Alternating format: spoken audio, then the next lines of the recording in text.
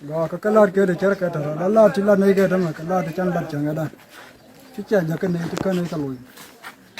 cái hút kia đâu vậy ba cái lùi đây là một cái đồ ăn garmi vào đi coi coi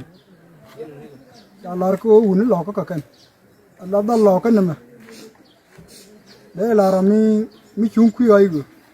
mi chung quy nữa đây đây là đi đó đó mà cha lát gar cái chung cái giá này cha có đôi video cái chung cái giá này lát cái giá cái con này tháo cái gạt air cái nó bền gan cái thiri có là chung rồi đi cha có cơ beret cái tên là bel garden cha cái nhát các bạn nhá cái đời ni run bà thôn nó lad các bạn mình nông giờ có rồi mình vừa là lên go chơi nương cái tên mình chỉ đuổi tên có đó con là nông con là cái con nào các bạc á có mình chắc còn lô mình chắc còn lô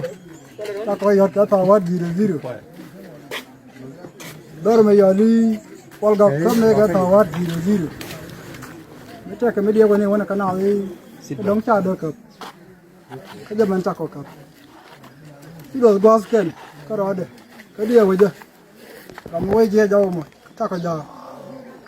để nghe run đó là nó vắt nhà này cái cặp ta mà chơi tin đến gần chia con chỉ cao bằng cái này cái bây giờ ai vừa vivo cái này cái bây giờ ai vừa thế đi cái cột anh đến đầu tiên đây là con rết dùng cột mà năng gì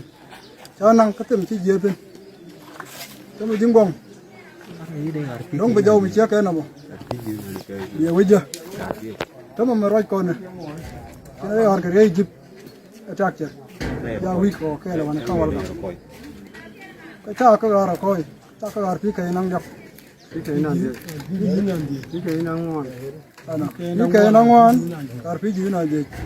cha cái gì rồi cái mất cái anh mình đầu tiên cái lát kia để chơi cái đó làm này không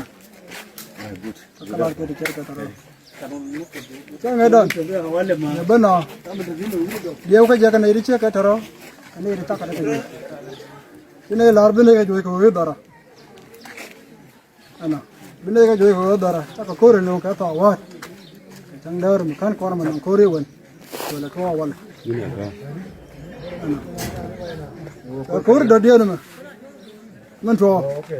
ba con nhóc cái những gar với kia cái cược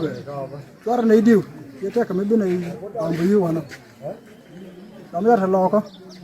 cái này bây giờ nhon đến đầu tiên bảo cái nhà mới chờ lên nhà đầu phần nhà đầu lá rồi mà thi tính nông này chắc cái đó nên theo quỷ cái gì nữa là lá cái nhà đầu có là thông cả rồi